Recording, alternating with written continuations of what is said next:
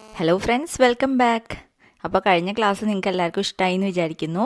പിന്നെ അടുത്ത topic proclamation എന്നാണ് കേട്ടോ. പ്രൊക്ലമേഷൻ്റെ അർത്ഥം വിളംബരം അല്ലെങ്കിൽ ഒരു അറിയിപ്പ്. അപ്പോൾ രാജാവ് ഒരു അറിയിപ്പ് നൽകുന്നതാണ് ആയിട്ടാണ് ഈ ഒരു ടോപ്പിക്ക് തുടങ്ങുന്നത്. അപ്പോൾ നിങ്ങൾ ഈ സ്പെല്ലിംഗ് ഒക്കെ ഒന്ന് പഠിക്കണം കേട്ടോ. അപ്പോൾ നമുക്ക് ക്ലാസ് തുടങ്ങാം. To find a successor the king thought of an idea. അപ്പോൾ കഴിഞ്ഞ ക്ലാസ്സിൽ നമ്മൾ നിർത്തിയത് എന്താണ്? എന്ത് ഐഡിയ ആയിരിക്കും രാജാവ് കിങ് ആലോചിച്ചിട്ടുണ്ടാവുക അല്ലേ? നമ്മൾ അന്ന് അങ്ങനെയല്ലേ പറഞ്ഞത്?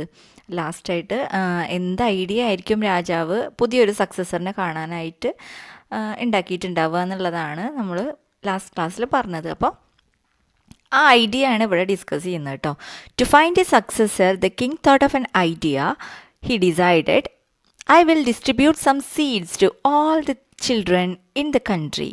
അപ്പോൾ രാജാവ് പറയുന്നത് I will distribute some seeds, കുറച്ച് സീഡ്സ് ഞാൻ ഡിസ്ട്രിബ്യൂട്ട് ചെയ്യുക എന്ന് പറഞ്ഞിട്ടുണ്ടെങ്കിൽ എല്ലാവർക്കും വിതരണം ചെയ്യാം.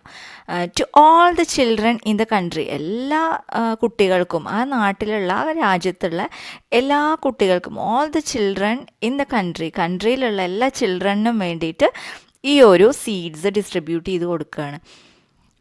The child who grows the biggest, healthiest plant will become the prince or the princess.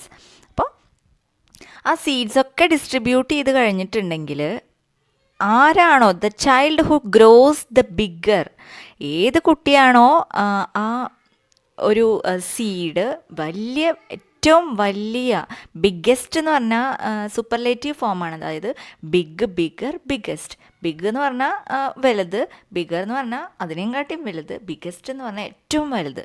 അപ്പോൾ ഏറ്റവും വലിയ ഹെൽത്തിയസ്റ്റ് പ്ലാന്റ്, നല്ല ആരോഗ്യമുള്ള പ്ലാന്റ് ഉണ്ടാക്കുന്നത് അവരായിരിക്കും will become the prince or the princess. ആ രാജ്യത്തെ പ്രിൻസ്, രാജകുമാരനോ അല്ലെങ്കിൽ പ്രിൻസസ്, രാജകുമാരിയോ ആയിട്ട് മാറും. The child who grows the bigger healthiest plan will become the prince or the princess. അപ്പം നിങ്ങൾ ഇങ്ങനെ ആണോ കഴിഞ്ഞ പ്രാവശ്യം ചിന്തിച്ചത്? ഞാനൊരു ക്വസ്റ്റ്യൻ ചോദിച്ചിട്ടുണ്ടായിരുന്നല്ലോ, ആർക്കായിരിക്കും എന്ത് ഐഡിയ ആയിരിക്കും നമ്മൾ സീഡിനെ അല്ലെങ്കിൽ പ്ലാന്റ്സിനെ, വെജിറ്റേഷനെ റിലേറ്റ് ചെയ്തിട്ട് എന്ത് ഐഡിയ ആയിരിക്കും നിങ്ങൾ ആലോചിച്ചത്? ഈ ഐഡിയ തന്നെയാണോ? ആണെങ്കിൽ ഒന്ന് കമൻറ്റ് ചെയ്യുക കേട്ടോ.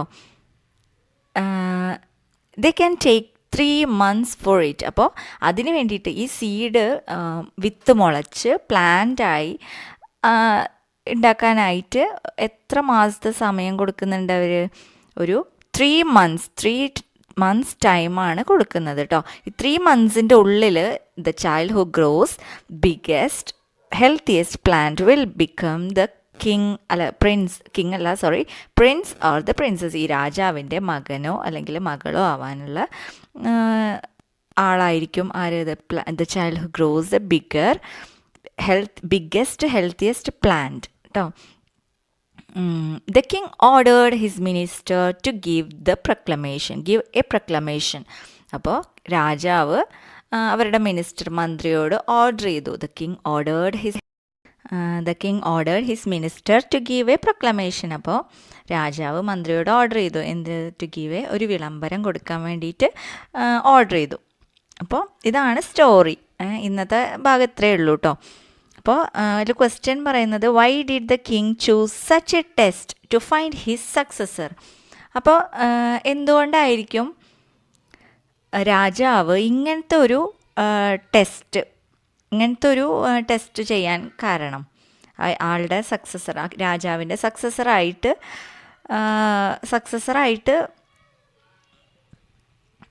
മാറാൻ വേണ്ടിയിട്ട്, കണ്ടുപിടിക്കാൻ വേണ്ടിയിട്ട് ആരാണ് രാജാവിൻ്റെ സക്സസർ, അതായത് പുതിയ തലമുറ ആരാണ് എന്നറിയാൻ വേണ്ടിയിട്ട് എന്തിനായിരിക്കും ഇങ്ങനെ ഒരു ടെസ്റ്റ് നടത്തിയിട്ടുണ്ടാവുക എന്നുള്ളതാണ് ക്വസ്റ്റ്യൻ. അപ്പോൾ നിങ്ങളതിന് ആൻസർ കണ്ടെത്താൻ ശ്രമിക്കുക കേട്ടോ.